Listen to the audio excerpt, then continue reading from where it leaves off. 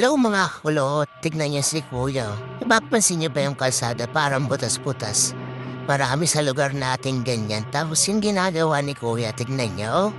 Nagtatanim yata siya ng kamote yata. Talbos na kamote. O ano ba yan?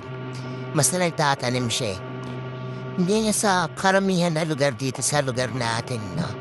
Parang butas-butas. Pwede palang taniman yan, no?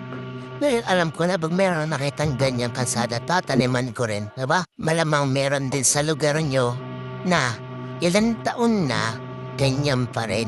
Ngayon may idea na kayo, diba? Pwede nyo pala siyang taniman. Kamote or kamoting kahoy, pwede yata rin yun yung mga saging o kaya yung mga tubo. Mais yun, pwede yung mais, diba? Maras din, mais bagay nyo tinanim nyo dyan. Tara, pagtanim na tayo mga kakulot. Pagtanim ay hindi